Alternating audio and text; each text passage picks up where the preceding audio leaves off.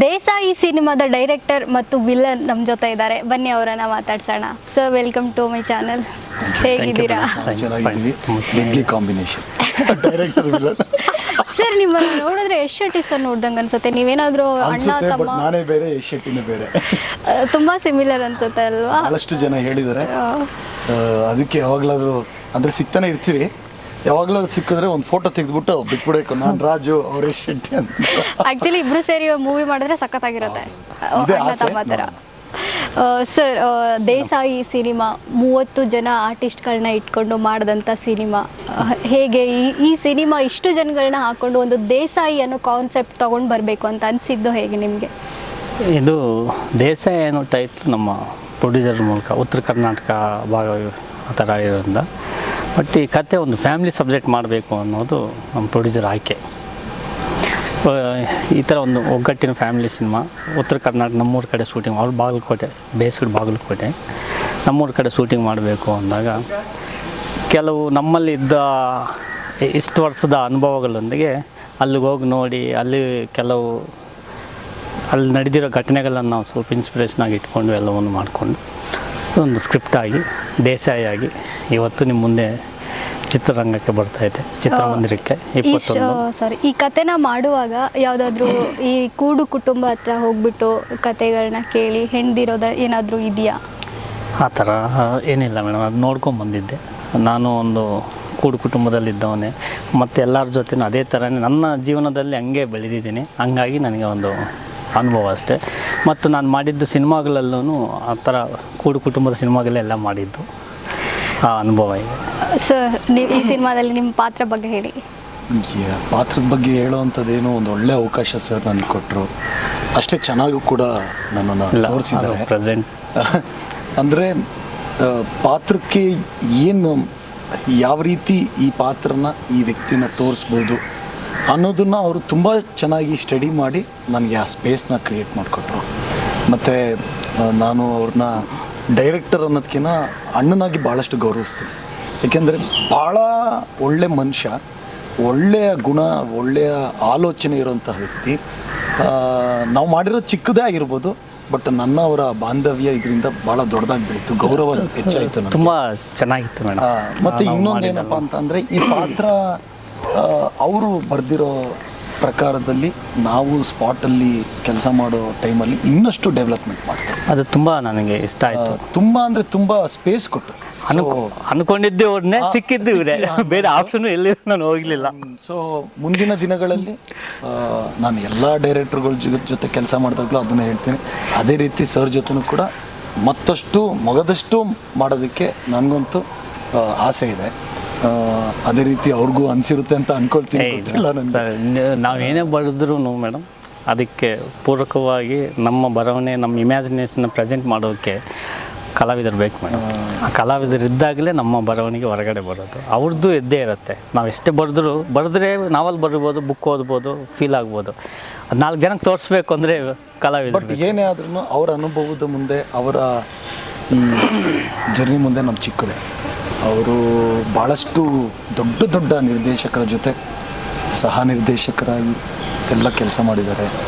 ಅವರ ಅನುಭವದಲ್ಲಿ ನಮಗೊಂದಷ್ಟು ಕಲಿಕೆಗೆ ಅವಕಾಶ ಸಿಕ್ತು ಅಂತ ಹೇಳೋದಕ್ಕೆ ಇಷ್ಟಪಡ್ತೀನಿ. ಸರ್, ನನಗೊಂದು ಕ್ವಶನು. ಈ ಸಿನಿಮಾಗಳಲ್ಲಿ ನೆಗೆಟಿವ್ ಕ್ಯಾರೆಕ್ಟರ್ ಮಾಡೋರು ಯಾವಾಗಲೂ ವಾಯ್ಸ್ ಒಂಥರ ಬೇಸಲ್ಲಿರುತ್ತೆ, ನೋಡೋಕ್ಕೆ ಹೈಟು, ಪರ್ಸ್ನಾಲಿಟಿ ನೋಡಿದ್ರೇ ಸ್ವಲ್ಪ ಅಪ್ಪಾ ವಿಲನ್ ಅಂದರೆ ಹೀಗಿರಬೇಕು, ಈ ಥರ ಇರ್ತಾರೆ. ಅನಿಸ್ತಿದೆ ನಿಮಗೆ? ಎಸ್, ಅಫ್ಕೋರ್ಸ್, ಅದಕ್ಕೆ ಕೇಳ್ತಾ ಇದ್ದೀನಿ. ಹೇಗೆ ನೀವುಗಳೆಲ್ಲ ಹುಡ್ತಾನೆ ದೇವ್ರು ನನ್ನ ಮುಂದೆ ನೆಗೆಟಿವ್ ಕ್ಯಾರೆಕ್ಟರ್ಗಳೇ ಮಾಡಬೇಕು, ನಾನು ಹೀಗೆ ಹುಡ್ಸಿ ಅಂತ ಏನಾದರೂ ಕೇಳ್ಕೊಂಡು ಹುಡ್ತೀರಾ? ಅದು ಏನಾದ್ರು ಗೊತ್ತಾ ಮೇಡಮ್, ಈಗ ನನ್ನನ್ನು ಕನ್ನಡಿ ಮುಂದೆ ಒಂದ್ಸಲ ನೋಡ್ಕೊಂಡಾಗ ಏನು ಹೈಟು, ಪರ್ಸನಾಲಿಟಿ ಇದ್ದೀನಿ, ಏನಾದ್ರು ಯೂಟಿಲೈಸ್ ಮಾಡ್ಕೋಬೇಕಲ್ಲ ಇದನ್ನ ಅನ್ನೋ ಒಂದು ಆಲೋಚನೆ ನಂಗೆ ಖಂಡಿತವಾಗ್ಲೂ ಬಂದಿದೆ. ಸೊ ಆ ಮಾರ್ಗದಲ್ಲಿ ಹೋಗ್ತಾ ಇದ್ದೀನಿ ನಾನು. ಇನ್ನೊಂದು ವಾಯ್ಸು ಅಂತ ಬಂದಾಗ ಅಫ್ಕೋರ್ಸ್ ಹೀರೋ ಅನ್ನೋ ಪಾತ್ರ ಅದೊಂದು ಬೆಟ್ಟ. ಅದು ಯಾರೇ ಆಗಿರ್ಬೋದು, ಹೀರೋ ಅನ್ನೋದು ಒಂದು ಬೆಟ್ಟ. ಆ ಬೆಟ್ಟನ ಅಳ್ಳಾಡಿಸ್ಬೇಕಲ್ಲ, ಆವಾಗಲೇ ವಿಲನ್ ಒಡೆಸ್ಕೊತೀವಿ ನಾವು. ಏನಾದರೂ ಒಡೆಸ್ಕೊಳ್ಳೋದು ನಾವೇ, ಒಂದೇಟು ಹೀರೋ ಹೊಡೆಯಲ್ಲ ನಾವಂತೂ, ಅದು ಬೇರೆ ಪ್ರಶ್ನೆ. ಆದರೆ ಹಂಗೆ ಅನ್ನಿಸ್ಬೇಕಲ್ಲ. ಸೊ ಹಾಗಾಗಿ ಖಳನಾಯಕ ನಟರನ್ನ ನಿರ್ದೇಶಕರು ಆಯ್ಕೆ ಮಾಡೋದೇ ಬಿಲ್ಟ್ ಇರೋವಂಥವ್ರನ್ನ. ಸೊ ನೀವು ಭಾಳಷ್ಟು ನೋಡಿ, ಈಗ ವಜ್ರಮುನಿ ಸರ್ ಅವ್ರು ನೋಡೋದಕ್ಕೆ ನನ್ನಷ್ಟು ಹೈಟ್ ಇರಲಿಲ್ಲ ಅನ್ಕೊಳ್ತೀನಿ, ಗೊತ್ತಿಲ್ಲ, ನಾನು ಯಾವತ್ತೂ ನೋಡಿಲ್ಲ. ಬಟ್ ಅವ್ರ ವಾಯ್ಸ್, ಆ ಕಣ್ಣು, ಅವರ ಅಭಿನಯ, ನೀವು ಹಿಂಗೆ ಇಟ್ಟುಬಿಟ್ರೆ ನಾವೆಲ್ಲ ನಿಜವಾಗ್ಲೂ ಎದುರುತ್ತಿದ್ವಿ ಚಿಕ್ಕ ಹುಡುಗರಿದ್ದಾಗ. ಹೌದು. ಸೊ ಬೇಕು ನೆಗೆಟಿವ್ ಕ್ಯಾರೆಕ್ಟರ್ಸ್ಗೆ ಆ ಧ್ವನಿ, ಬರೀ ನೆಗೆಟಿವ್ ಕ್ಯಾರೆಕ್ಟರ್ಸ್ಗಲ್ಲ, ಪ್ರತಿ ಕಲಾವಿದನಿಗೂ ಅವನ ಧ್ವನಿ ಪೆಟ್ಟಿಗೆ, ಅವನ ಶರೀರ ಎಲ್ಲವೂ ಪರ್ಫೆಕ್ಟ್ ಆಗಿದ್ರೇ ಕಲಾವಿದನ ಆಗಕ್ಕೆ ಸಾಧ್ಯ. ಹೌದು ಸರ್, ತುಂಬ ಚೆನ್ನಾಗಿ ಹೇಳಿದ್ರಿ ಸರ್. ಇವಾಗ ಈ ದೇಸಾಯಿ ಅನ್ನೋ ಕಾನ್ಸೆಪ್ಟಿಗೆ ತುಂಬ ಡೆಪ್ತಾಗಿ ವರ್ಕ್ ಮಾಡಿದ್ದೀರಾ. ಭಾಷೆಯಲ್ಲಾಗಿರಬಹುದು, ಕಾಸ್ಟ್ಯೂಮ್ಸ್ ವೈಸ್ ಆಗಿರ್ಬೋದು, ಲೊಕೇಶನ್ ವೈಸ್ ಆಗ್ಬೋದು.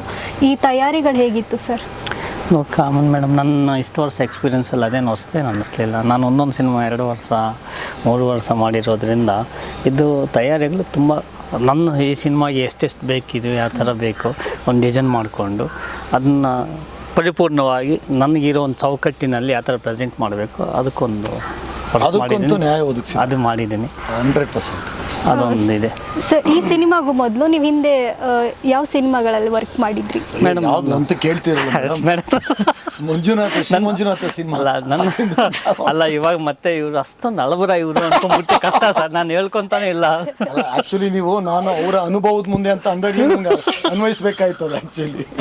ಅಲ್ಲ, ಅದು ಕೆಲವು ಹೇಳ್ಕೊಂಡಿಲ್ಲ ಮೇಡಮ್, ಅಷ್ಟೊಂದು ಅಳಬರ ಇಷ್ಟು ವರ್ಷ ಯಾಕೆ ಅನ್ನೋ ಥರನೂ ಇವಾಗ ಅಳಬರ ಆದರೆ. ಹೌದು, ಇವಾಗ ನಂದು ಕ್ವಶನ್, ಇವಾಗ ಅಷ್ಟು ವರ್ಷ ವರ್ಕ್ ಮಾಡಿದಿರಂದ್ರೆ ಇವಾಗ ಯಾಕೆ ಇಷ್ಟು ಲೇಟ್ ಆಗಿ ಯಾಕೆ? 100% ಅದು ಈ ಸಿನಿಮಾ ನಿಮ್ಗೆ ಆನ್ಸರ್ ಕೊಡುತ್ತೆ. ಅನುಭವ ಯಾವತ್ತೂ ಆಡಿಯನ್ಸ್ನ ಆಕರ್ಷಣೆ ಮಾಡುತ್ತೆ. ಒಂದು ದೃಶ್ಯನ ಯಾವತ್ತಿದ್ರೂ ಒಂದು ಸೀನ್ನ ಟ್ರೀಟ್ ಮಾಡಬೇಕು ಅಂದರೆ ಆ ಅನುಭವ ಇದ್ರೇ ಆ ಟ್ರೀಟ್ ಮಾಡೋಕ್ಕಾಗೋದು. ಇಲ್ಲ ಅಂದರೆ ಅದನ್ನು ಇವಾಗ ಸುಮಾರು ಸಿನಿಮಾಗಳು ಯಾವುದಂತ ಆಗಿರ್ಬೋದು, ಪರಿಪೂರ್ಣವಾಗಿ ನೀವು ನಾಳೆ ಈ ಸಿನಿಮಾ ನೋಡಿ ನೀವೇ ರಿವ್ಯೂಸ್ ಬರೆದ್ರೂ ಆವಾಗ ನಿಮ್ಗೆ ಅನಿಸುತ್ತೆ, ನೀವು ಫೀಲ್ ಆಗಿರ್ತೀರ, ಏನಿದು ನಿಮ್ಗೆ ಡಿಸ್ಟರ್ಬ್ ಮಾಡಲ್ಲ, ಯಾರನ್ನೇ ನೋಡೋರನ್ನ ಡಿಸ್ಟರ್ಬ್ ಮಾಡದೆ ಇದನ್ನು ಪ್ರೆಸೆಂಟ್ ಮಾಡ್ತಾರೆ, ಅಷ್ಟು ಅನುಭವ ಬೇಕಾಗತ್ತೆ. ಇದಕ್ಕೆ ನಾನೊಂದು ಹೇಳ್ಬಿಡ್ತೀನಿ. ನಮ್ಮ ದೇಸಾಯಿ ಸಿನಿಮಾದಲ್ಲಿ 2 ಘಟನೆ ನಡೆಯುತ್ತೆ. ಆ ಸೀನಲ್ಲಿ ನಾನು ಇದ್ದೆ. ಸೊ ಒಂದು ಬಾಗಲಕೋಟೆಯಲ್ಲಿ ಟೆರೆಸ್ ಮೇಲೆ ಕೂತ್ಕೊಂಡು ಮಾಡ್ತಾಯಿದ್ವಿ. ಒಂದೇ ಶಾರ್ಟಲ್ಲಿ 3 ಪಾತ್ರಗಳು ಬರಬೇಕು. ವಾಪಸ್ ಬರ್ಬೇಕಾದ್ರೆ ಆ 3 ಪಾತ್ರನೂ ಇನ್ಕ್ಲೂಡ್ ಆಗಬೇಕು. ಆ ಥರ ಒಂದು ಮಾಡಿದ್ರು. ಬಟ್ ಅವರಿಗೆ ಖುಷಿ ಆಗಲಿಲ್ಲ. ಕೊರಗಿದ್ರು ಅಷ್ಟು ಕೊರಗಿದ್ರು. ನಾವು ಅಲ್ಲಿ ಮಾಡಬೇಕಾಗಿರೋವಂಥ ಒಂದು ಪ್ಯಾಚ್ ವರ್ಕ್ ಸೀನ್ನ ನಾವು ಬೆಂಗಳೂರಲ್ಲಿ ಒಂದು ಜಾಗದಲ್ಲಿ ಮಾಡ್ತೀವಿ. ಬಟ್ ಅದು ಒಂದು ಪಬ್ಲಿಕ್ ಇರೋವಂಥ ಜಾಗ.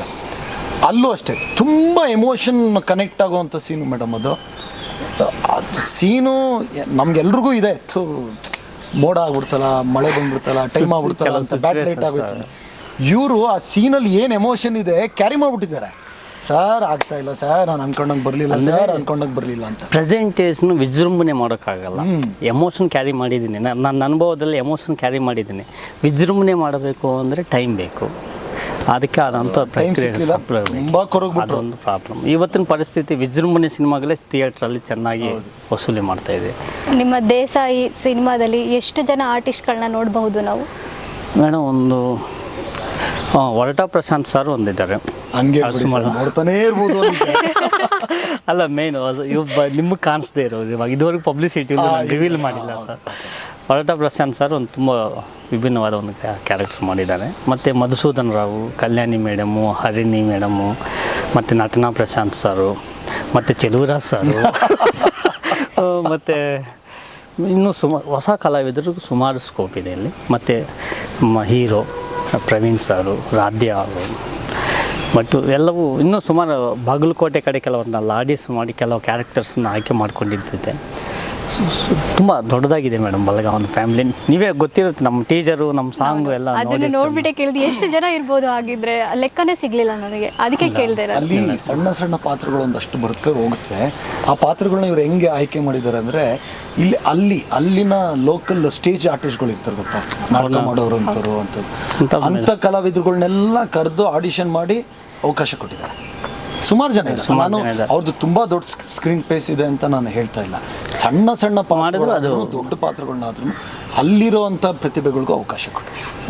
ಗುರ್ತಿಸಿ ಸರ್ ನೀವು ಆ್ಯಕ್ಚುಲಿ ಹೀರೋನ ನೀವು ಹೇಗಿದ್ದೀರಾ ಅದೇ ಥರನೇ ನನಗೆ ಇಷ್ಟೇ ಸೈಲೆಂಟ್ ಆಗಿರಬೇಕು, ಇದೇ ಥರ ಬೇಕು, ನನ್ನ ಥರನೇ ಇರಬೇಕು ಅಂತ ಏನಾದರೂ ನೋಡಿ ಸೆಲೆಕ್ಟ್ ಮಾಡಿದ್ರೆ ಹೇಗೆ? ಯಾಕಂದರೆ ಮಾತೇ ಆಡಲ್ಲ ಅವರು, ತುಂಬ ಕಡಿಮೆ. ಆ ಥರ ನಿಮ್ಗಳ ಬೆದರಿಕೆ ಮಾತಾಡಲ್ಲ ಮೇಡಮ್, ನಮ್ಮ ಜೊತೆ ಚೆನ್ನಾಗಿ ಮಾತಾಡ್ತಾರೆ. ನಿಮ್ಮನ್ನ ನೋಡಿದಾಗ ಅನ್ನಿಸ್ತು ಅವ್ರು ಏನಾದರೂ ಡೈರೆಕ್ಟ್ರು ನನ್ನ ಥರನೇ ಇಷ್ಟೇ ಇರಬೇಕು ಸೈಲೆಂಟ್ ಆಗಿ ಅಂತ ಏನಾದರೂ ಸೆಲೆಕ್ಟ್ ಮಾಡಿದ್ರ ಈ ಅಂತ ಸಬ್ಜೆಕ್ಟಲ್ಲಿ ಒಂದು ಮನೆ ಮಗನಾಗಿ ಕ್ಯಾರೆಕ್ಟ್ರು, ಮನೆ ಮಗನ ಕ್ಯಾರೆಕ್ಟ್ರು, ಫ್ಯಾಮಿಲಿ ಜೊತೆ ಹೊಂದ್ಕೊಂಡಿರೋನು, ತಾತ, ತಂದೆ, ಮಗ, 3 ಜನ್ರೇಷನ್ಗೂ ಇರೋ ಒಂದು ಡ್ಯೂರೇಷನ್ ಬೇಕು. ಆ ಡ್ಯೂರೇಷನ್ ಫುಲ್ಫಿಲ್ ಮಾಡ್ತಾ ಮೊಮ್ಮಗನಾಗಿ ಈ ಕ್ಯಾರೆಕ್ಟ್ರು ಎಷ್ಟು ಮಟ್ಟಕ್ಕೆ ಬೇಕೋ ಅಷ್ಟು ಫುಲ್ಫಿಲ್ ಇದೆ. ಒಬ್ಬ ಹೀರೋ ಆಗಿ, ಬಟ್ ಆಲ್ರೆಡಿ ಲವ್ 360 ಅಂತ ಮಾಡಿದರು. ಅವರು ಆ ಕಡೆಯವರೇ, ಉತ್ತರ ಕರ್ನಾಟಕದವರು, ಹೊಸಪೇಟೆಯವರು. ಹಾಗಾಗಿ ಪರ್ಫೆಕ್ಟ್ ಅನ್ನಿಸ್ತು ಈ ಸಿನಿಮಾ ನೋಡ್ತಾ. ಪರ್ಫೆಕ್ಟಾಗಿ ಓಕೆ, ನಾನು ಚೆನ್ನಾಗಿ ಆಯ್ಕೆ ಮಾಡ್ಕೊಂಡಿದ್ದೆ ಅಂತ ನಾನು ಫೀಲ್ ಮಾಡಿದೆ. ಸರ್ ಇವಾಗ ವಿಲನ್ ಅಂತ ಅಂದಾಗಲೇ ಅದಕ್ಕೆ ಆದಂಥ ಒಂದು ತಯಾರಿಗಳಿರುತ್ತೆ. ಅದರಲ್ಲೂ ಇದು ಒಂದು ನಾರ್ತ್ ಕರ್ನಾಟಕ ಸೈಡ್ ಆಗೋಂಥ ಕತೆ ಆಗಿರೋದ್ರಿಂದ ಆ ಭಾಷೆ ಆಗಿರ್ಬೋದು, ಆ ಬಾಡಿ ಲ್ಯಾಂಗ್ವೇಜ್ ಆಗಿರ್ಬೋದು, ಇದೇನೋ ಸ್ವಲ್ಪ ಅಲ್ಲಿ ಗೊತ್ತಿಲ್ಲೇ ಇರೋಂಥ ಚೇಂಜಸ್ಗಳಿರುತ್ತೆ. ಇದಕ್ಕೆ ನಿಮ್ಮ ತಯಾರಿ ಹೇಗಿತ್ತು? ನಾನು ತಯಾರಿ ಥರ ಏನೂ ಮಾಡ್ಕೊಂಡಿರಲಿಲ್ಲ. ಬಿಕಾಸ್ ಅದು ಸ್ವಲ್ಪ ಟೈಮ್ ಬೇರೆ ಬೇರೆ ಶೂಟಿಂಗ್ಸ್ಗಳು ನಡೀತಿದ್ದರಿಂದ ಅಷ್ಟು ಟೈಮ್ ಸಿಕ್ಕಲಿಲ್ಲ.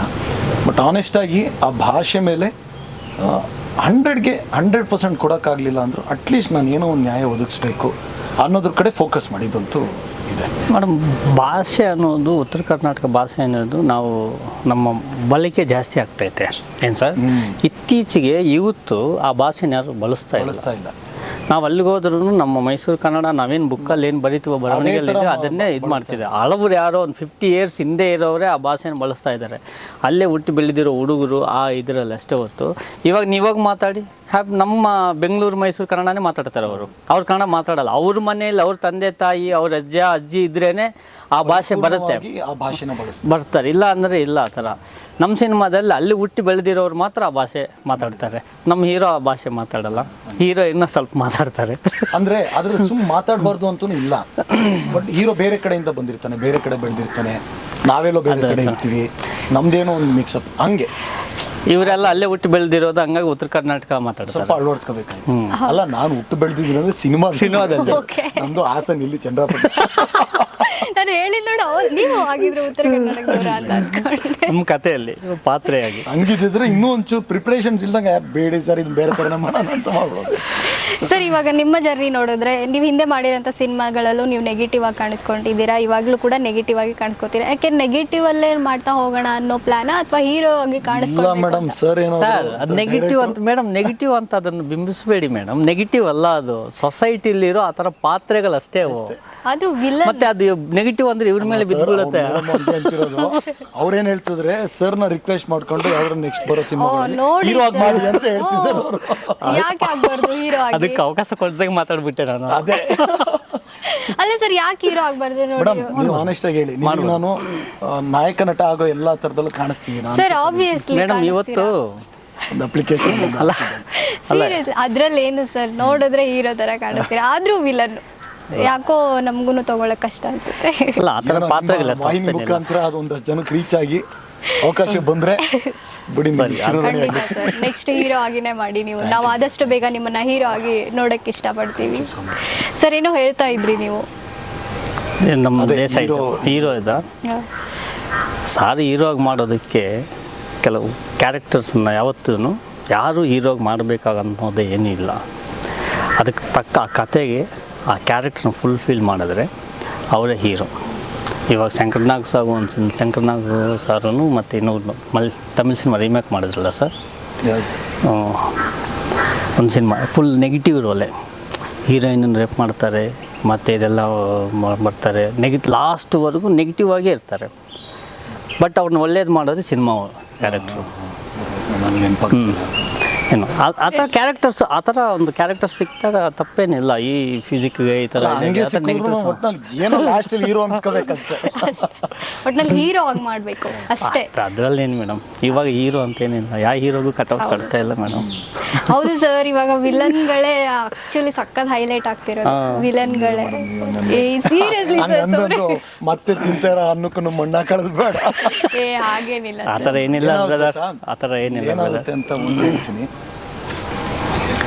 ಚಿತ್ರರಂಗ ಬಂದಿರೋದೇ ಒಂದು ಪ್ರೋಟೋಕಾಲ್ ಇದೆ. ಅದಕ್ಕೆ ನಾಯಕ ನಟ, ಖಳನಾಯಕ ನಟ, ನಾಯಕಿ ನಟಿ, ಸಹ ಕಲಾವಿದರು, ಈ ಥರ ಒಂದಿದೆ. ಸೊ ಅದು ಒಂದು ಪೊಸಿಷನ್ ವಹಿಸಿರುತ್ತೆ. ಅದಕ್ಕೆ ನಾವು ಪ್ರಾಮುಖ್ಯತೆ ಕೊಡಲೇಬೇಕು. ನಾನು ನಮ್ಮ ಮಧು ಅವ್ರ ಜೊತೆ ಅದನ್ನೇ ಹೇಳ್ತಿದ್ದೆ. ಸರ್, ಇವತ್ತು ಹೀರೋ ಅಂತ ನಿಲ್ಲಿಸ್ತಿದ್ದಿದ್ದು ಯಾರು? ಹೊಸ ಪ್ರತಿಭೆಗಳನ್ನ ನಿಲ್ಲಿಸ್ತಿದ್ದೆ ಸಿಂಗಲ್ ಸ್ಕ್ರೀನ್ಗಳು. ನಾವು ಅದನ್ನೇ ಚರ್ಚೆ ಮಾಡ್ತಿದ್ವಿ. ಆ ಸಿಂಗಲ್ ಸ್ಕ್ರೀನ್ಗಳನ್ನೇ ಮುಚ್ಚಾಕ್ಬಿಟ್ರೆ ಎಲ್ಲಿಂದ ಬರುತ್ತೆ? ಹೌದು, ಹೀರೋ ಅಂತ ಅಭಿಮಾನಿಗಳು ಅಥವಾ ನೋಡುವಂಥ ವೀಕ್ಷಕರು ಆರಾಧಿಸ್ತಿದ್ದು ಎತ್ತು ಹೊತ್ತು ಮೆರವಣಿಗೆ ಮಾಡ್ತಿದ್ದೇ ಸಿಂಗಲ್ ಸ್ಕ್ರೀನ್ ಅಭಿಮಾನಿಗಳು. ಅಲ್ಲಿ ವೀಕ್ಷಕರು ಆ ಕಲ್ಚರ್ ಹೋಗ್ತಿದೆ. ಅದನ್ನು ಪರಿಪೂರ್ಣವಾಗಿ ನೆಲ ಕಚ್ಚಿದೆಲ್ಲ ಇಲ್ದಿರೋ ಹಾಗೆ ನೋಡ್ಕೊಳ್ಳೋಂಥ ಸಂಪೂರ್ಣ ಜವಾಬ್ದಾರಿ ಎಲ್ಲರದು ಅಷ್ಟೇ. ಇವಾಗ ನೀವೇ ಹೇಳಿದಾಗೆ ಸಿಂಗಲ್ ಸ್ಕ್ರೀನ್ಗಳು ಎಷ್ಟೋ ಕಡೆ ಕ್ಲೋಸ್ ಆಗ್ತಾ ಇದೆ. ಅದಕ್ಕೆ ಕಾರಣ ಏನಾಗಿರಬಹುದು ನಿಮ್ಮ ಪ್ರಕಾರ? ಮೇಡಮ್, ಅದು ಏನು ಗೊತ್ತಾ, ಈಗ ಒಂದು ಶೋಕಿ, ನಾನು ಸಿನಿಮಾ ಮಲ್ಟಿಪ್ಲೆಕ್ಸಲ್ಲಿ ನೋಡಿದೆ. ಒಂದು ಟಿಕೆಟ್ 200 ರೂಪಾಯಿ ಇರ್ಬೋದು, ಕನ್ನಡ ಟಿಕೆಟ್. ಬಟ್ ಅಲ್ಲಿಗೆ ಹೋದ್ರೆ ಖರ್ಚಾಗೋದು ಎಷ್ಟು ಹೇಳಿ? 1,000, 2,000, 3,000, 4,000, 5,000 ಹೋಗ್ತಾನೆ ಇರುತ್ತೆ. ಬರೀ ತಿನ್ನೋದಕ್ಕೆ, ಅಲ್ಲೋಗಿ ಕೂರೋದಕ್ಕೆ. ಸಿನಿಮಾಗೆ ಯಾರು ದುಡ್ಡು ಕೊಡಲ್ಲ. ನೀವು ಅದೇ ಸಿಂಗಲ್ ಸ್ಕ್ರೀನಿಗೆ ಬನ್ನಿ, 50 ರೂಪಾಯಿ ಜೋಬಲ್ಲಿ ಇಟ್ಕೊಂಡೋದ್ರೆ ಸಾಕು. ಥಮ್ಸಪ್ಪು, ಪೆಪ್ಸಿ, ಚಿಪ್ಸು, ಆಮೇಲೆ ಎಂಥದ್ದು ಬಾದುಷಾ, ದಿಲ್ಖುಷ್, ಏನೇನೋ ಕೊಡ್ತಾರೆ. ಅದ್ರ ಮಜಾ ಬೇರೆ. ಆ ಶಿಲ್ಲೆ ಹೊಡ್ಕೊಂಡು ಪರಿಚಯ ಇಲ್ದಿರೋನು ಪರಿಚಯ ಆಗ್ಬಿಡ್ತಾನಲ್ಲಿ. ನಾನು ಅವ್ರ ಅಭಿಮಾನಿ, ಬಾಗರು ಒಡೆಯನ ಚಪ್ಪಾಳೆ, ಬಾಗರು ಏನು ಮಾಡೋ, ಹಿಂಗಾಗ್ಬಿಡುತ್ತೆ. ಆ ಮಜಾ, ಆ ಒಂದು ಇದು ನೋಡೋವಂಥ ಇದು ಕ್ರೇಜು ಅದೆಲ್ಲ ಹೋಗ್ತಿದೆ. ಮಲ್ಟಿಪ್ಲೆಕ್ಸಲ್ಲಿ ಅದು ಮಾಡೋಲ್ಲ. ಅದಕ್ಕೆ ಆರ್ಟಿಸ್ಟ್ಗಳಿಗೆ ಬ್ಲೇಮ್ ಮಾಡ್ತಿದ್ದಾರೆ ಅಲ್ವಾ? ಸಿನಿಮಾಗಳು ಕೊಡ್ತಾ ಇಲ್ಲ, ವರ್ಷಕ್ಕೆ 5 ವರ್ಷಕ್ಕೆ 3 ವರ್ಷಕ್ಕೆ ಸಿನಿಮಾ ಮಾಡ್ತಾರೆ. ಈಗ ಆರ್ಟಿಸ್ಟ್ಗಳು ಕರೆಕ್ಟ್ ಒಪ್ಕೊಳ್ತೀನಿ, ಇಲ್ಲ ಅಂತ ಹೇಳಲ್ಲ. ಆದರೆ ಇವತ್ತು ಒಂದು ಸಿನಿಮಾ ಮಾಡೋದಕ್ಕೆ 100% 1 ವರ್ಷ ಟೈಮ್ ತಗೊಳುತ್ತೆ. ಟೆಕ್ನಿಕಲಿ ಅಷ್ಟಿದೆ. ಸುಮ್ಮನೆ ಈಗ ಪ್ರೇಮ್ ಸರ್ ಮೊನ್ನೆ ಹೇಳಿದ್ರು, ನಾವು ಸಿನಿಮಾ ಮಾಡ್ತಿರೋದು ನಮ್ಮ ಹೀರೋಗಳ ಜೊತೆ ಪೈಪೋಟಿಗಲ್ಲ, ಬೇರೆ ಭಾಷೆಗಳಿಗೆ ಪೈಪೋಟಿ ಕೊಡಬೇಕು. ನಾವು ನಿಮ್ಕಿನ್ನ ಕಡಿಮೆ ಇಲ್ಲ, ನಾವು ಮಾಡೋ ಸಿನಿಮಾಗಳು ಹಿಂಗೆ ಮಾಡ್ತೀವಿ, ನಮ್ಮಲ್ಲೂ ಯಾವುದು ಕೊರತೆ ಇಲ್ಲ, ನಮ್ಮಲ್ಲಿ ಟೆಕ್ನಿಷಿಯನ್ಸ್ ಇದ್ದಾರೆ, ಡೈರೆಕ್ಟರ್ಸ್ ಇದ್ದಾರೆ, ಮೇಕರ್ಸ್ ಇದ್ದಾರೆ, ಪ್ರೂವ್ ಮಾಡಬೇಕು ಅನ್ನೋದಕ್ಕೋಸ್ಕರ ಅಂತ ಹೇಳಿದ್ದಾರೆ. ಸತ್ಯ. ಆ ರೀತಿ ಮಾಡಬೇಕು ಅಂದರೆ ಈಗ ನಾರ್ಮಲ್ ಆಗಿ ಒಂದು ಕ್ಯಾಮ್ರಾ ಇಟ್ಬಿಟ್ಟು ಶೂಟಿಂಗ್ ಮಾಡ್ಬಿಟ್ಟು ಅದು ತೊಗೊಂಡೋಗ್ಬಿಟ್ಟು ಎಡಿಟಿಂಗ್ ಟೇಬಲ್ ಎಡಿಟ್ ಮಾಡ್ಬಿಟ್ಟು ನೀವು ನೋಡ್ತೀರಾ, ಕೇಳ್ತೀರ ತಾನೆ, ನಾನು 200 ರೂಪಾಯಿ ಕೊಡ್ತೀನಿ ಗುರು, ಏನು ಗುರು ಹಿಂಗೆ ಮಾಡಿದ್ದೀನಿ ನಿಮ್ಮ ಮೇಕಿಂಗು ಅಂತೀರ ಅಲ್ವಾ? ಸೊ ಎಲ್ಲವೂ ಕ್ಯಾಲ್ಕುಲೇಟ್ ಆಗುತ್ತೆ. ಬಟ್ ಅದಕ್ಕೆ ಟೈಮ್ ತಾಳ್ತಿದೆ. ಅವತ್ತು ಟೈಮ್ ತಾಳ್ತಿತ್ತು, ಹಿಂದಿನ ದಿನಗಳಲ್ಲೂ ಟೈಮ್ ತಾಳ್ತಿತ್ತು. ಬಟ್ ಅವಾಗ ಟೆಕ್ನಿಕಲಿ ಈ ಥರ ಇಷ್ಟು ಡೆವಲಪ್ಮೆಂಟ್ ಆಗಿರಲಿಲ್ಲ. ಬಟ್ ಇವತ್ತು ಟೆಕ್ನಿಕಲಿ ಡೆವಲಪ್ಮೆಂಟ್ ಆಗಿದೆ. ಅದರಲ್ಲೇ ಆದಂಥ ಆಗು ಹೋಗುಗಳಿರ್ತವೆ, ಅವನ್ನೆಲ್ಲ ಫೇಸ್ ಮಾಡಿ ನಾವು ಸಿನಿಮಾ ತರಬೇಕು. ಸೊ ಅದಕ್ಕೆ ಪರಿಹಾರ ನಾನು ಕೂತ್ಕೊಂಡು ಇಲ್ಲಿ ಹೇಳೋದು ಸುಲಭ, ಬಟ್ ಅದನ್ನು ಕಾರ್ಯರೂಪಕ್ಕೆ ತರೋದು ಭಾಳ ಕಷ್ಟ. ಅದನ್ನು ದೊಡ್ಡವರೇ ಡಿಸೈಡ್ ಮಾಡಬೇಕು. ಸರ್, ಇವಾಗ ಅದೇ ಕನ್ನಡ ಥಿಯೇಟರ್ಗೆ ಜನಗಳು ಬಂದು ನೋಡೋದು ತುಂಬ ಕಡಿಮೆ ಆಗಿದೆ. ಆ್ಯಸ್ ಎ ಡೈರೆಕ್ಟರ್ ಆಗಿ ನಿಮ್ಮ ಫಸ್ಟ್ ಸಿನಿಮಾ ಕೂಡ ಬರ್ತಾ ಇದೆ, ನೀವೇನು ಹೇಳ್ತೀರಾ? ಮೇಡಮ್, ಅದು ಇವತ್ತಿನ ಪರಿಸ್ಥಿತಿ ಅಷ್ಟೇ. ಅಂದರೆ ಒಂದು ಚೇಂಜಸ್ಗೋಸ್ಕರ ಒಂದು ಸಮ್ ಡೆಡ್ ಎಂಡ್ ಆಗಿದೆ. ಇನ್ನು ಟೇಕಪ್ ಆಗುತ್ತೆ. ನಮ್ಮ ಸಿನಿಮೆಯಿಂದ ಆಗ್ಬೋದು, ಇನ್ನೊಂದು ಸಿನಿಮೆಯಿಂದ ಆಗ್ಬೋದು, ಹಾಗೆ ಆಗುತ್ತೆ. ಥಿಯೇಟ್ರ್ ಇಲ್ಲದೆ ಅಂತೂ ಸಿನಿಮಾ ಇಲ್ಲಿ ಪ್ರತಿಯೊಂದು ಅಷ್ಟೇ. ಪ್ರತಿಯೊಂದು ಒಂದು ಚೇಂಜಸ್ ಆದಾಗ ಒಂದು ಮರಳು ಭೂಮಿಲಿ ಮತ್ತೆ ಸ್ಟಾರ್ಟ್ ಆಗುತ್ತೆ. ಮತ್ತೆ ಇದ್ದೇ ಪ್ರಕೃತಿ ಚೇಂಜ್ ಆದಂಗೆ ಎಲ್ಲೂ ಇದ್ದೇ ಇರುತ್ತೆ. ಹಂಗೆ ಲೆಕ್ಕ ಹಾಕೊಂಡ್ರೆ ಮುಂಗಾರು ಮಳೆ ಬಂದು ಮತ್ತೆ ಆವಾಗಲೂ ಹಂಗೆ ಇತ್ತು. ದುನಿಯಾ ಸಿನಿಮಾ ಬಂದಾಗ ಆ 2 ಸಿನಿಮಾನು ಭಾಳಷ್ಟು ಜನ ಕಡೆಗಣಿಸಿದ್ರು. ಬಟ್ ಆ 2 ಸಿನಿಮಾ ಇಂಡಸ್ಟ್ರಿನ ಬದಲಾವಣೆನೂ ಮಾಡ್ತಾರೆ ಅಂದು ಒಂದು ಟೈಮ್. ಈಗ ಅಲ್ಲಿವರೆಗೆ ಯಾಕೆ ನಮ್ಮ KGF ಮೇಡಮ್ ಬರ್ತಾ ಇದ್ದಾರೆ. ಇವತ್ತು KGFಗೆ ಪೈಪೋಟಿ ಕೊಡಬೇಕು ಅಂತ ಎಷ್ಟು ಭಾಷೆಲಿ ಟ್ರೈ ಮಾಡ್ತಿದ್ದಾರೆ. ಅದಾಗ್ದಲೇ ಇಲ್ದಿರೋಂಥ ಮಾತು. ಅದು ಒಂದೇ ಸಿಂಗಲ್ ಪೀಸ್, ಅದು ಮಾಸ್ಟರ್ ಪೀಸ್, ಅದೊಂದೇ. ನೀವು KGF ಥರಾನೇ ಮಾಡೋಕ್ಕೆ ಹೋಗ್ಬೇಡಿ, ಬೇರೆ ಏನಾದ್ರು ಮಾಡಿ, ಅವಾಗ ಬರ್ತಾರೆ ಆಡಿಯನ್ಸು. ಒಳ್ಳೆ ಕಂಟೆಂಟ್ಗಳು ಕೊಟ್ಟರೆ ಕನ್ನಡ ಸಿನಿಮಾನ ಖಂಡಿತ ನೋಡ್ತಾರೆ ಅನ್ನೋ ಒಂದು ಆರೋಪಗಳು ಕೇಳಿ ಬರ್ತಾ ಇದೆ. ಅದು ಎಷ್ಟು ಸತ್ಯ ಅನಿಸುತ್ತೆ? ಒಳ್ಳೆ ಕಂಟೆಂಟ್ ಮೇಲೆ ಒಳ್ಳೆ ಕಂಟೆಂಟ್ ಎಲ್ಲದರಲ್ಲೂ ಒಳ್ಳೆ ಕಂಟೆಂಟ್ ಇದ್ದೇ ಇರುತ್ತೆ. ಆಲ್ಮೋಸ್ಟ್ ಅವರವರು ಪಾಯಿಂಟ್ ಆಫ್ ವ್ಯೂ ಅಲ್ಲಿ ಯಾರು ಸಿನಿಮಾ ಮಾಡ್ತಾ ಇದ್ದರೂ ಅವರವರು ಇದಕ್ಕೆ ತಕ್ಕಂಗೆ ಅದು ಎಲ್ಲರಿಗೂ ಇಷ್ಟ ಆಗದೇ ಇರ್ಬೋದು. ಅದು ಆಯ್ಕೆ ಮಾಡ್ಕೊಂಡಿರೋರ್ದೆಲ್ಲ ನೋಡೋರ್ದು ತಪ್ಪಲ್ಲ, ಅವರವರು ಚೌಕಟ್ಟಿನಲ್ಲಿ ಇರುತ್ತೆ ಅಷ್ಟೇ ಹೊತ್ತು. ಇದು ಒಳ್ಳೆ ಕಂಟೆಂಟ್ ಅನ್ನೋದು ಆಲ್ಮೋಸ್ಟ್ ಇವತ್ತು ಒಳ್ಳೆ ಕಂಟೆಂಟ್ ಸಿನಿಮಾಗಳು ಬಂದಿವೆ. ಅದನ್ನು ಜನ ಬಂದು ನೋಡಿದ್ದಾರೆ. ಜನ ಬಂದು ಶಾಕಾಹಾರಿ ಸಿನಿಮಾ ನೀವು ನೋಡಿದ್ದೀರಾ ಅನ್ಕೊಳ್ತೀನಿ, ಸುಮಾರು. ಬ್ಲಿಂಕನ ಸಿನಿಮಾ ನೋಡಿದ್ದೀರಾ ಅನ್ಕೊಂಡು ನಾನು ರೀಸೆಂಟಾಗಿ ಮಾತಾಡ್ತೀನಿ. ಯಾಕೆ ನಿಲ್ಲಿಸ್ಲಿಲ್ಲ? ಅಲ್ಲೇನೋ ಒಂದು ಕೊರತೆ ಇದೆ, ಅಂದರೆ ಡಿಸ್ಟ್ರಿಬ್ಯೂಟರ್ಸ್ ಕೈ ಸಪೋರ್ಟ್ ಮಾಡಿರಲ್ಲ. ಸಿಂಗಲ್ ಸ್ಕ್ರೀನ್ ಅವರು ಕೂಡ ಮಿಸ್ಟೇಕ್ ಇದೆ.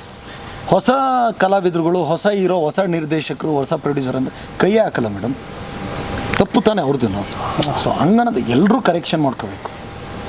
ಈಗ ಹೊಸ ಹೀರೋ ಸಿನಿಮಾನ ಆಯಿತು ರೀ ನಾವು ತರ್ತೀವಿ, ನಾವು ವಿತರಕರಾಗಿ ಆಯಿತು ನಾವು ಮಾಡ್ತೀವಿ ಅಂತ ಅವರು ಮುಂದಕ್ಕೆ ಬರಬೇಕು. ಬಂದು ಮಾಡಿದ್ರೇ ಇವತ್ತು ಬಿಸ್ನೆಸ್. ಮಾಡಲಿಲ್ಲ ಅಂದರೆ ಅದು ಹಂಗಂಗೆ ಹೋಗ್ತಿರುತ್ತೆ. ಕಂಟೆಂಟ್ ಇರೋವೆಲ್ಲ ಹೋಗ್ತಾನೆ ಇರುತ್ತವೆ. ಕಂಟೆಂಟ್ ಬೇಕು ಅಂತಾರೆ, ಎಲ್ಲಿಂದ ಕೊಡೋಕ್ಕಾಗುತ್ತೆ? ಹೌದು, ಇವಾಗ ನೀವು ಹೇಳಿದ್ದು ಕೂಡ ಅಷ್ಟೇ ನಿಜ. ಎಲ್ಲರೂ ಸೇರಿ ಒಟ್ಟಾಗಿ ನಿಂತ್ಕೊಂಡಾಗ್ಲೇ ನನ್ನ ಕೈ ಇವ್ರ ಕೈ ಅಲ್ಲ, ಎಲ್ಲರೂ ಬೇಕು. ಸಿನಿಮಾ ಅನ್ನೋದು ಎಷ್ಟೋ ಜನಕ್ಕೆ ಒಂದು ಇದು ಮೇಡಮ್, ಅದೇ ಇದು ಬದುಕ್ತಾರೆ ಒಂದು ಫ್ಯಾಮಿಲಿ ಜೀವನಗಳಲ್ಲಿ ಇದೆ. ಅದರಲ್ಲೂ ಇದೊಂದು ಬಿಸ್ನೆಸ್. ಫಸ್ಟು ಒಬ್ಬ ಪ್ರೊಡ್ಯೂಸರ್ಗೆ ಇಷ್ಟೆಲ್ಲ ಏನಕ್ಕೆ ಮಾಡ್ತಾರೆ? ಒಂದು ಬಿಸ್ನೆಸ್ಸು, ಒಂದು ಹೆಸರು, ಒಂದು ಇದು. ಆಮೇಲೆ ಡಿಸ್ಟ್ರಿಬ್ಯೂಟರ್ಸು ಅವ್ರಿಗೂ ಒಂದು ಬಿಸ್ನೆಸ್ಸು, ಥಿಯೇಟರ್ಸ್ಗೆ ಅವ್ರಿಗೂ ಒಂದು ಬಿಸ್ನೆಸ್ಸು. ಇವರೆಲ್ಲರೂ ಸೇರಿದಾಗಲೇ ಅಲ್ಲ ಮೇಡಮ್ ಎಲ್ಲ ಒಂದಾಗೋದು. ನಾವೇನು ಒಬ್ಬ ಸಿನಿಮಾ ಕೊಟ್ಬಿಟ್ರೆ ಬಂದಿದ್ದ ತಕ್ಷಣ ಅವ್ರು ಸುಮ್ಮನೆ ₹1 ಖರ್ಚು ಮಾಡದೆ ಥಿಯೇಟ್ರಲ್ಲಿ ಹಾಕ್ಬಿಟ್ಟಿದ ತಕ್ಷಣ ಜನ ಬಂದ್ಬಿಡ್ಬೇಕಾ? ತೋರಿಸ್ಕೋಬೇಕು, ಅದು ಪ್ರೆಸೆಂಟ್ ಮಾಡ್ಕೋಬೇಕು ತಾನೆ.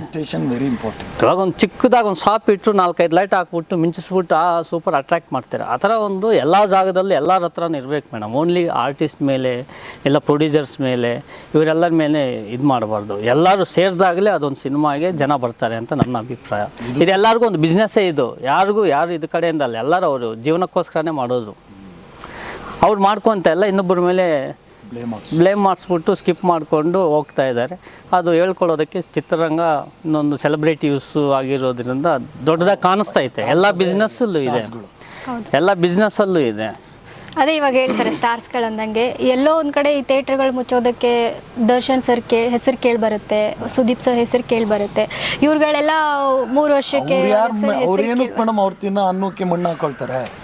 ಅವ್ರುಗಳಿಗೆ ಯಾಕೆ ಕಡಿಮೆ ಸಿನಿಮಾಗಳು ಮಾಡ್ತಿದ್ದೀರಾ, ವರ್ಷಕ್ಕೊಂದು 2 ಸಿನಿಮಾ ಕೊಡಿ, ಈ ಥರ ಎಲ್ಲ ಕೇಳ್ತಾ ಇದ್ದಾರೆ. ಇದಕ್ಕೆ ಅಲ್ಲ, ಇದು ಅದನ್ನೇ ಹೇಳ್ತಿರೋದು. ಈಗ ನೋಡಿ, ಸ್ಟಾರ್ಸ್ಗಳು, ದೊಡ್ಡ ಸ್ಟಾರ್ಸ್ಗಳು ಅಂತ ಅವ್ರು ಸಾಮಾನ್ಯವಾಗಿ ಸಿನಿಮಾ ಮಾಡೋದಕ್ಕೆ ಆಗಲ್ಲ ಮೇಡಮ್ ಇವತ್ತಿನ ಪರಿಸ್ಥಿತಿಲಿ.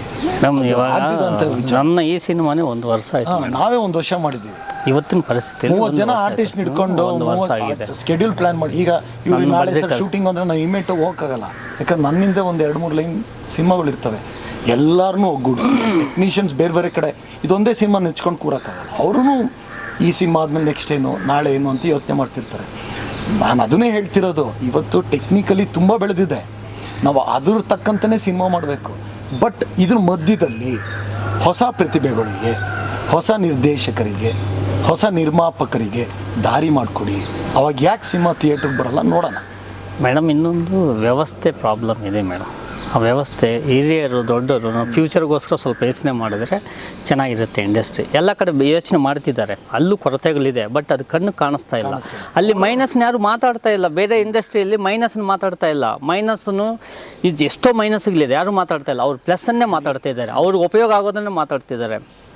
ಏನಾಗ್ತಿದೆ ಅಂದರೆ ಮೇಡಮ್, ಇಲ್ಲಿ ಬರೀ ಮೈನಸ್ಸೇ ಮಾತಾಡಿಕೊಂಡು, ಇಲ್ಲಿ ಬರೀ ಹಂಗೋಗಿ ಇದ್ರ ಬಗ್ಗೆ ಮಾತಾಡ್ಕೊಂಡು, ಇದ್ರ ಬಗ್ಗೆ ಪಬ್ಲಿಸಿಟಿ ಮಾಡಿಕೊಂಡು ಇಂಡಸ್ಟ್ರಿನ ಒಂಥರ ಅದೇ ನೀವು ಕೇಳೋದಕ್ಕೆ, ಜನ ಮಾತಾಡೋದಕ್ಕೆ ಇವೆಲ್ಲವೂ ಆನ್ಸರಬಲ್ ಆಗ್ತೈತೆ. ಇಲ್ಲಿ ಏನಾಗ್ತಿದೆ ಅಂದರೆ, ಓಕೆ ಸಿನಿಮಾದಿಂದ ಏನೋ ಒಂದು ಸ್ಟ್ರೈಕ್ ನಡೀತು ಅಂತ ಅಂದರೆ ಸುದೀಪ್ ಸರ್ ಬರಬೇಕು, ದರ್ಶನ್ ಸರ್ ಬರಬೇಕು, ಶಿವಣ್ಣ ಬರಬೇಕು, ಉಪ್ಪಿ ಸರ್ ಬರಬೇಕು, ಯಶ್ ಅವ್ರು ಬರಬೇಕು. ಎಲ್ಲರೂ ಇವ್ರಿಗೆ ನೋಡೋ ಕುತೂಹಲ. ಅವ್ರ ಕಮಿಟ್ಮೆಂಟ್ಸ್ ಬಗ್ಗೆ ಯಾರು ಯೋಚನೆ ಮಾಡ್ತಿರಲ್ಲ. ಮಾಡಿ ಅವ್ರ ಸಪೋರ್ಟ್ ಯಾವತ್ತಿದ್ದು ಇದ್ದೇ ಇದೆ. ಯಾಕಿಲ್ಲ? ಯಾವುದ್ರಲ್ಲಿಲ್ಲ ಹೇಳಿ? ಎಲ್ಲದರಲ್ಲಿದೆ. ಅವರು ಪ್ರತ್ಯಕ್ಷವಾಗಲಿ ಪರೋಕ್ಷವಾಗಲಿ ಮಾಡೇ ಮಾಡ್ತಾರೆ. ಯಾರು ನಾನು ಕನ್ನಡ ಭಾಷೆ, ನಾನು ಕನ್ನಡ ಸಿನಿಮಾಗೆ ಸಪೋರ್ಟ್ ಮಾಡೋದು ಯಾರು ಹೇಳ್ತಾರೆ? ಅದನ್ನೆಲ್ಲ ಪಕ್ಕಕ್ಕಿಟ್ಟು ಮಾಡೋ ಅಂಥ ಕೆಲಸ ಎಲ್ಲೇ ಇರಲಿ ಅಲ್ಲಿಂದನೇ ಮಾಡಿದ್ರೆ ಎಲ್ಲವೂ ಚೆನ್ನಾಗಾಗುತ್ತೆ ಅಂತ ನನ್ನ ಅಭಿಪ್ರಾಯ. ಸರ್ ನೀವು ಹೇಳಿದ್ರಿ ವ್ಯವಸ್ಥೆಗಳ ಕೊರತೆ ಇದೆ ಅಂತ ಹೇಳ್ತಾ ಇದ್ರಿ. ನಿಮ್ಮ ಪ್ರಕಾರ ಯಾವ ಥರ ಕೊರತೆಗಳಿದೆ ಅಂತ? ನಮ್ಮ ಹಿರಿಯರು, ನನಗಿಂತ ಮುಂದೆ ಇರೋ ಹಿರಿಯರು, ನಮ್ಮ ಚೇಂಬರ್ ಕಡೆ ಆಗಿರ್ಬೋದು, ನಮ್ಮ ಇಂಡಸ್ಟ್ರಿ ಕೊರತೆ ಆಗಿರ್ಬೋದು, ಎಲ್ಲರೂ ಕೂಡಿದಾಗ ಆಗತ್ತೆ, ಅದೆಲ್ಲರೂ ಕೂಡಬೇಕು. ಬಟ್ ಇನ್ನೊಂದು ಇಲ್ಲಿ ತುಂಬ ಗೊಂದಲಗಳು ಇದೆ. ವೈಯಕ್ತಿಕವಾಗಿ ತಗೋಬಾರ್ದು. ಇದೊಂದು ಇಂಡಸ್ಟ್ರಿ, ಈ ಇಂಡಸ್ಟ್ರಿಲಿ ವೈಯಕ್ತಿಕವಾಗಿ ತಗೊಂಡ್ರೆ ಏನು ಮಾಡೋಕ್ಕಾಗಲ್ಲ. ಇದನ್ನು ಆ ಥರ ಅಂದ್ಕೊಂಡಿದ್ರೇನು ಇವತ್ತು ಯಾರು ಇಲ್ಲಿವರೆಗೂ ಇಂಡಸ್ಟ್ರಿ ಬೆಳೆಯೋಕೆ ಆಗ್ತಾ ಇರಲಿಲ್ಲ. ಆವತ್ತಿನ ಶಂಕರ್ನಾಗ್ ಸರ್ ಹಂಗೆ ಯೋಚನೆ ಮಾಡಿದ್ರು, ಪುಟ್ಟಣ್ಣ ಸರ್ ಒಂದು ಸಿನಿಮಾಗಳು ಅವ್ರದ್ದು ಹಿಸ್ಟ್ರಿ ನೋಡಿದ್ರೆ ಇಂಡಸ್ಟ್ರಿಗೋಸ್ಕರ ಏನೇನೋ ಮಾಡಿದ್ದಾರೆ ಮೇಡಮ್.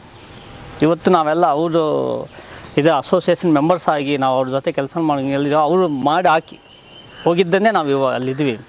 ಆ ಥರ ಲೀಡರ್ಸ್ ಇಲ್ಲ, ಇಂಡಸ್ಟ್ರಿ ಬಗ್ಗೆ ಯೋಚನೆ ಮಾಡೋರಿಲ್ಲ. ಇದ್ರೂ ಅದಕ್ಕೆ ವೈಯಕ್ತಿಕವಾಗಿ ಅದಕ್ಕೆ ಅದ ಕೆಲವು ಏನು ಪಿತೂರಿಗಳು ಎಲ್ಲ ರೀತಿಯಲ್ಲೂ ಫೈನಲಿ ನಾವು ಯಾವೆಲ್ಲ ಮೇಡಮ್. ಹೊಡೆತ ಬೀಳ್ತಾರೆ. ಬಟ್ ಏನಂದರೆ ಫ್ಯೂಚರ್ ಬಗ್ಗೆ ಹಿರಿಯರು ಯೋಚನೆ ಮಾಡಿ ಒಂದು ಮಾರ್ಗದರ್ಶನವನ್ನು ತೋರಿಸಿದ್ರೆ ಅವ್ರು ತೋರಿಸಿದ್ರೆ 100% ಹೋಗೋಕ್ಕಾಗತ್ತೆ ಮೇಡಮ್. ನಮ್ಮ ಇಷ್ಟೆಲ್ಲ ಮಾತಾಡಿದ್ರು ಅಲ್ಲ, ಹಿರಿಯರು ಇದ್ರ ಬಗ್ಗೆ ಯೋಚನೆ ಮಾಡಬೇಕು, ಡಿಸಿಷನ್ ತಗೋಬೇಕು. ನಾವು ಎಲ್ಲರೂ ಅಷ್ಟೇ. ಇದು ನಮ್ಮ ಅಭಿಪ್ರಾಯ. ಬಟ್ ಇದನ್ನು ನಾವು ಡಿಸಿಷನಿಗೆ ತರೋದಕ್ಕಾಗಲ್ಲ. ಯಾಕೆ ಅಂದರೆ ಅವರು ಏನು ತೋರಿಸ್ತಾರೆ ದಾರಿ, ಆ ದಾರಿಲಿ ಹೋಗೋದು ಅಷ್ಟೇ ನಮ್ಗೆ ಗೊತ್ತಿರುತ್ತೆ. ನಾವೇ ಹೊಸ ದಾರಿ ಮಾಡ್ಕೊಳಕ್ಕಾಗಲ್ಲ. ಯಾಕೆ ಆಗುತ್ತೆ, ಬಟ್ ಆ ಶಕ್ತಿ ಇಲ್ಲ, ಆ ಬೆಂಬಲ ಇಲ್ಲ, ಪ್ರೋತ್ಸಾಹ ಇಲ್ಲ. ನಮ್ಗೆ ಇನ್ನೂ ಟೈಮ್ ಬೇಕು, ನಾವು ಮಾಡ್ತೀವಿ. ನನ್ನ ಕನಸು, ನಾನು ಇಂಡಸ್ಟ್ರಿಗೆ ಏನೋ ಮಾಡಬೇಕು ಅಂತ ಕನಸಿದೆ, ನಾವು ಮಾಡ್ತೀವಿ. ಆ ಟೈಮ್ ಬೇಕು, ಆ ಸ್ಪೇಸ್ ಬೇಕು. ಇಷ್ಟೆಲ್ಲ ಅನುಭವಗಳ ಜೊತೆ ಅದ್ರ ಜೊತೆ ಹೋದಾಗ ಅದನ್ನು ಇನ್ನೊಂದು ಸ್ಟೆಪ್ಗೆ ತೊಗೊಂಡು ಹೋಗ್ತೀವಿ. ಫಸ್ಟು ಸ್ಟೆಪ್ಪಲ್ಲೇ ನಮ್ಮ ಮುಂದೆ ಇರೋ ಹಿರಿಯಕರೆಲ್ಲ ನಮ್ಮನ್ನು ಮುಂದೆ ತೊಗೊಂಡು ಹೋಗಲಿಲ್ಲ ಅಂದರೆ ಬರೋಕ್ಕಾಗಲ್ಲ. ಈಗ ಅಪ್ಪು ಸರ್ ಅವ್ರ ಬ್ಯಾನರಲ್ಲಿ ಎಷ್ಟು ಹೊಸ ಪ್ರತಿಭೆಗಳಿಗೆ ಅವಕಾಶ ಕೊಡ್ತೀವಿ. ಈಗ ಕೊರತೆ ತಾನೇ ಅದು. ಅದೇನು ಆಗಬೇಕು ಅಂತನೂ ಯಾರೂ ಬಯಸಿರಲಿಲ್ಲ, ಯಾರೂ ಬಯಸಲ್ಲ ಬಿಡಿ. ಒಳ್ಳೆ ಮನಸ್ಸಿರೋರು ಯಾರೂ ಬಯಸಲ್ಲ ಆ ಘಟನೆನ, ಅದನ್ನು ಜೀರ್ಣಿಸ್ಕೊಳ್ಳೋಕ್ಕೆ ಆಗಲಿ ಇಲ್ಲಿವರೆಗೂ. ಬಟ್ ಈಗ ಅವ್ರು ಏನೋ ಒಂದು ಪ್ಲ್ಯಾಟ್ಫಾರ್ಮ್ ಕ್ರಿಯೇಟ್ ಮಾಡಿಕೊಟ್ಟಿದ್ರು. ಈಗ ಅದನ್ನು ಅಶ್ವಿನಿ ಮೇಡಮ್ ತಗೊಂಡೋಗ್ತಿದ್ದಾರೆ. ಬಟ್ ಹಿಂಗೆ ಬೇಕಲ್ಲ. ಈಗ ಹಂಗೆ ಲೆಕ್ಕ ಹಾಕಿದ್ರೆ ಸುದೀಪ್ ಸರ್, ದರ್ಶನ್ ಸರ್ ಎಷ್ಟು ಜನಕ್ಕೆ ಜೊತೆಲಿರೋ ಮಾಡ್ತಿರೋ ಸಿನಿಮಾಗಳಿಗೆ ಹೋಗಿ ಪ್ರಮೋಟ್ ಮಾಡ್ತಾ ಇದ್ದಾರೆ. ಇವೆಲ್ಲ ಬೆಂಬಲನೇ ತಾನೇ. ಶಿವಣ್ಣ ಎಷ್ಟು ಮಾಡ್ತಿದ್ದಾರೆ, ಅವ್ರದ್ದೇ ಪ್ರೊಡಕ್ಷನ್ ಮಾಡಿ ಈಗ ಅವರೇ ಬೇರೆಯವರೆಲ್ಲ ಅವಕಾಶ. ಇವೆಲ್ಲ ಸಪೋರ್ಟೇ. ಅವ್ರಿಗೂ ಅದೇ ಉದ್ದೇಶ ಏನು, ನಾವು ಮಾಡ್ತಿದ್ವಿ, ನಾವು ಏನೋ ಒಂದು ಮಾಡಿಕೊಟ್ರೆ ಬೇರೆಯವ್ರಿಗೆ ಏನೋ ಅನುಕೂಲ ಆಗುತ್ತೆ ಅನ್ನೋದು ಉದ್ದೇಶ. ಅದಲ್ಲ, ಇಲ್ಲಿ ಸಮಸ್ಯೆ ಇರೋದೇನಪ್ಪ ಅಂತಂದರೆ ಸಿನಿಮಾಗಳು ಚಿತ್ರಮಂದಿರಕ್ಕೆ ಸಿಂಗಲ್ ಸ್ಕ್ರೀನ್ಗಳು ಮುಚ್ಚೋಗ್ತಿದೆ. ಆ ಸಿಂಗಲ್ ಸ್ಕ್ರೀನ್ಗಳನ್ನ ಉಳಿಸ್ಕೊಳ್ಳೋದಕ್ಕೆ ದಾರಿ. ಮತ್ತು ಎಲ್ಲ ಸಿನಿಮಾಗಳು ವರ್ಷಕ್ಕೊಂದು ಸಿನಿಮಾ ಆಗ್ತಿದೆ ಅಂತ ಅದ್ರ ಜೊತೆಯಲ್ಲಿ ಹೊಸ ಪ್ರತಿಭೆಗಳಿಗೆ, ಹೊಸ ಸಿನಿಮಾಗಳಿಗೆ ಅವಕಾಶ ಮಾಡಿಕೊಡಿ. ಮಧ್ಯದಲ್ಲಿ ಅವು ಕೊಡಿ, ಸ್ವಲ್ಪ ಜಾಗ ಕೊಡಿ. ಗೊತ್ತಾಗಲ್ಲ, ಆವಾಗ ಹೊಸ ಹೀರೋಗಳು ಹುಡ್ತಾರೆ, ಕಲಾವಿದರುಗಳು ಇರ್ತಾರೆ, ನಿರ್ದೇಶಕರು, ನಿರ್ಮಾಪಕರು, ತಂಡನೇ ಹುಟ್ಟುತ್ತೆ.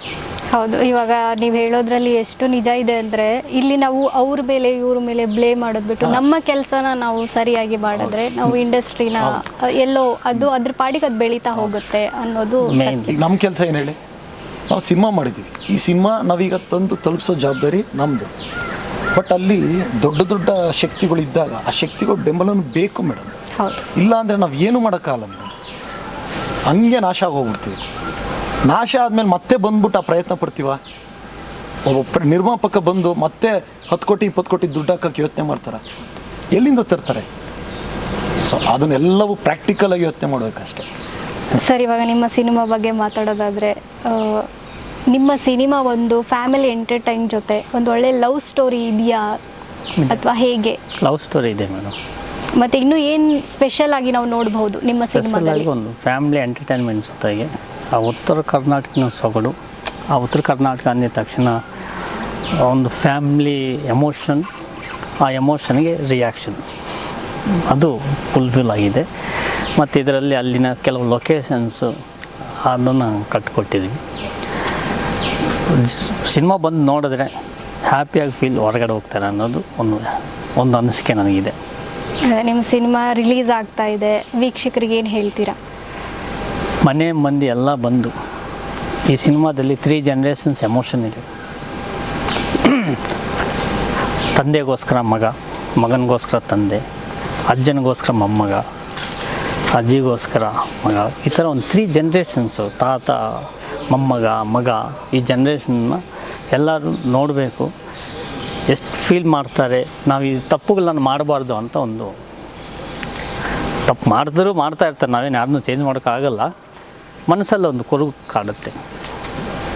ಜೊತೆಗೆ ಖಳನಾಯಕ ನಟರು ಎಷ್ಟು ಹಿಂಸೆ ಕೊಡ್ತಾರೆ, ಎಷ್ಟು ಜಗಳ ಮಾಡ್ತಾರೆ. ಇದು ಎಲ್ಲ ಖಳನಾಯಕರು ಅಂದ್ರೆ ಮೇಡಮ್, ಹಿಂಸೆ ಕೊಡ್ತಾರೆ, ಜಗಳ ಅಲ್ಲ ಮೇಡಮ್, ಮಾಡ್ತಾರೆ, ಇದರಲ್ಲಿ ಹೊಡಿತಾರೆ. ಈ ಖಳನಾಯಕ ಅನ್ನೋ ಪಾತ್ರನ ಏನು ಗೊತ್ತಾ, ಯಾವುದು ನೆಗೆಟಿವ್ ಇರುತ್ತೆ ಅಂದರೆ ನೆಗೆಟಿವ್ ವೈಬ್ಸ್ ಏನು ಕ್ಯಾರಿ ಮಾಡ್ತಿರ್ತಾರೆ ಅದು ಖಳನಾಯಕ ಅಥವಾ ಖಳನಾಯಕನ ಪಾತ್ರ ಅಂತಾರೆ.